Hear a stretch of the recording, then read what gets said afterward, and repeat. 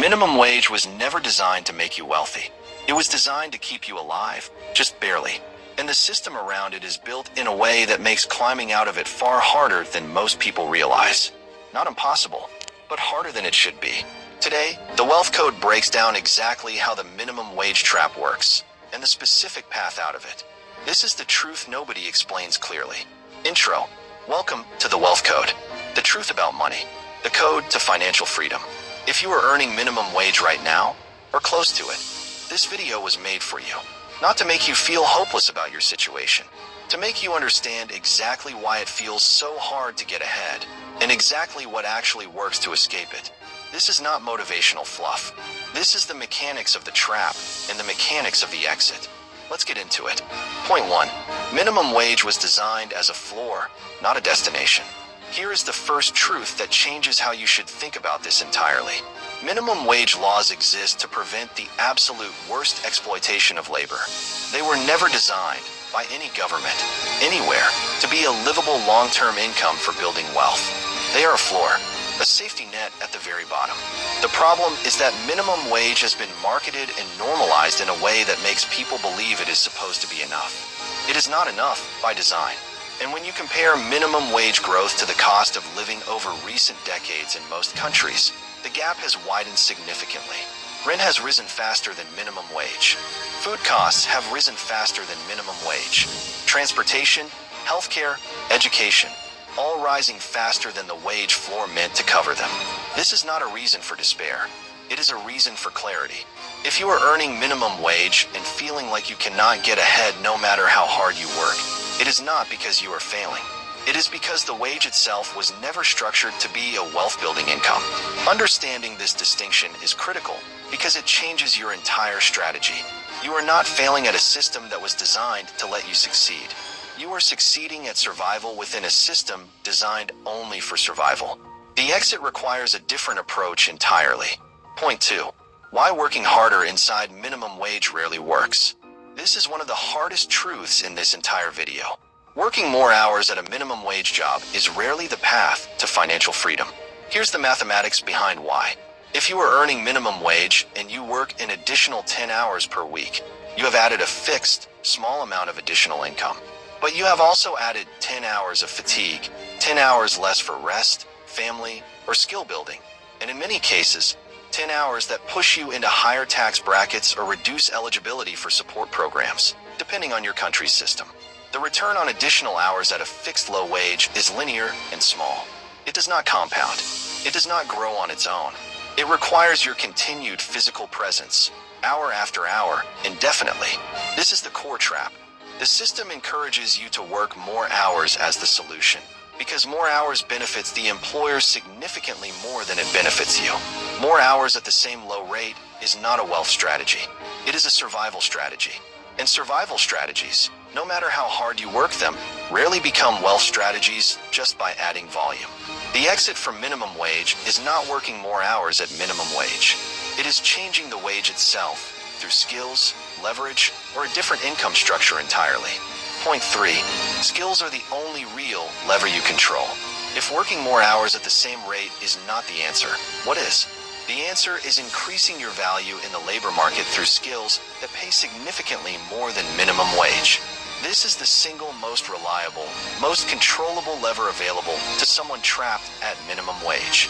Not luck, not waiting for a raise, not hoping the minimum wage law changes. Skills.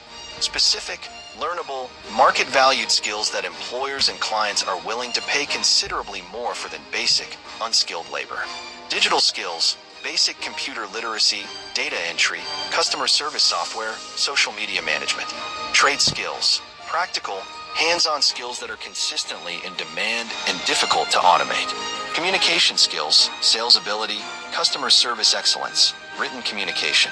Technical skills, depending on access and aptitude, areas like basic coding, graphic design, video editing, or bookkeeping. The critical insight here is that most of these skills can be learned without an expensive university degree. Free and low-cost resources exist online in greater volume than at any point in history. YouTube tutorials, free certification courses, library resources, community programs. The barrier is no longer always access to education. Increasingly, the barrier is awareness that this path exists and the discipline to pursue it consistently while still working a minimum wage job to survive in the meantime. This is not easy. It requires working your current job while building a new skill in the hours around it.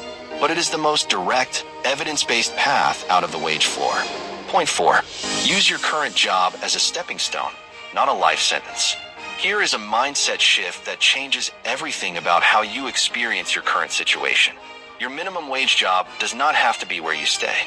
It can be the stepping stone that funds your transition to somewhere better. This requires looking at your current employer differently. Are there higher paying roles within the same company that you could train for or be promoted into? Many larger employers have internal pathways, supervisor roles, specialized positions, departments that pay considerably more than entry-level roles that existing employees can move into with the right initiative. Is your current employer willing to fund or partially fund training, certifications, or education, as many larger companies do, specifically because it benefits them to develop internal talent? Can the schedule flexibility, even if the pay is low, give you the specific hours needed to study, train, or build a skill on the side in a way that a more demanding job might not allow? The goal is not to glorify minimum wage work. The goal is to extract every possible strategic advantage from your current position while you build your way towards something better. Use the stability, however limited, as a base. Use any flexibility, however small, as study time. Use any internal pathway, however narrow, as a target. The job you have right now can be the floor you stand on while you build the ladder out, if you approach it strategically instead of just enduring it. Point 5. Build a skill outside your job while still working it. This point cannot be overstated, because it is where most people get stuck. You do not need to quit your minimum wage job to start building your way out of it. In fact, quitting before you have an alternative income source is one of the riskiest decisions you can make. The strategy that actually works is parallel building. Keep the income from your current job, however limited, flowing in to cover your basic needs. At the same time, dedicate consistent hours outside of work to building a specific, marketable skill. This might mean waking up 2 hours earlier. It might mean using lunch breaks for online courses. It might mean dedicating weekend hours instead of leisure time for a defined period. This is not sustainable forever, and it is not meant to be. It is a temporary, intense period of dual effort, working to survive while building to escape. The people who successfully transition out of minimum wage work overwhelmingly describe this exact pattern. A period, often 6 months to 2 years, depending on the skill and the person's starting point, of working their existing job while building something better in the margins of their time. It is exhausting. It requires real sacrifice in terms of rest and leisure for that defined period. But it is dramatically more effective and dramatically less risky than quitting first and hoping a better opportunity appears afterward. Build the bridge before you need to walk across it. Point 6. Understand the real cost of staying too long. Here is the part of this conversation that requires honesty, not comfort. There is a real cost to staying in minimum wage work far longer than necessary, beyond the immediate financial limitations. Time spent at minimum wage, without actively building skills or pursuing an exit strategy, is time that does not compound. Your 20s spent purely surviving at minimum wage, without building skills or income streams alongside it, are 20 years you cannot get back later for the purposes of compound growth, career advancement, or skill development. This is not said to create panic or shame. Many people are in survival mode for entirely valid reasons: family responsibilities, health challenges, limited access to resources, and survival itself is not a failure. But within whatever capacity you have, even a small capacity, building toward an exit matters more than people in this situation are often told. Even 1 hour a week dedicated to learning a marketable skill, sustained consistently over a long period, produces meaningfully different outcomes 5 years later than 0 hours dedicated to that goal. The goal here is not perfection or an unrealistic transformation overnight. The goal is consistent, even if small, forward motion away from a wage structure that was never designed to build wealth and toward skills, income, or opportunities that can. Every year matters. Every small step matters, even within difficult circumstances. Point 7. The exit is real, Thousands of people have done it. I want to end this with something important. This entire conversation can sound discouraging if we only focus on how the system is structured against you. But here is the equally important truth.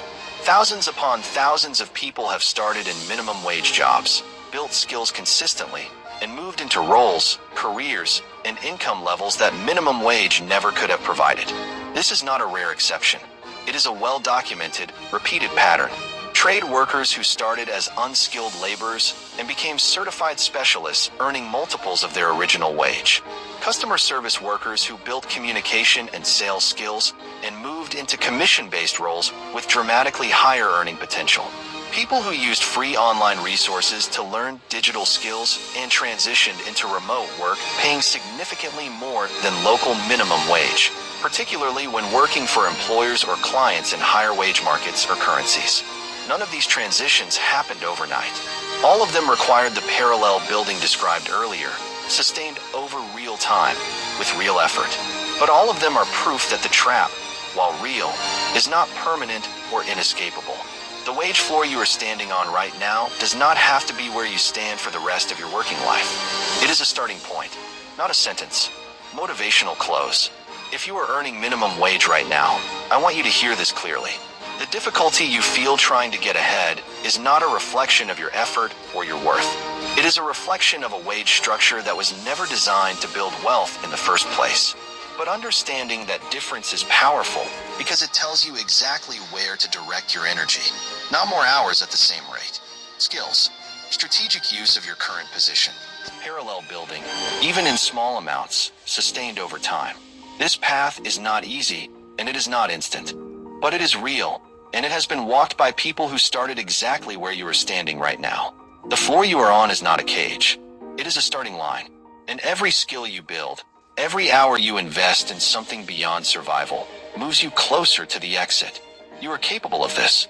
The proof is in everyone who has already done it before you. Call to action. If this gave you a clearer path forward, hit that like button right now. Subscribe to The Wealth Code, financial truth every single week.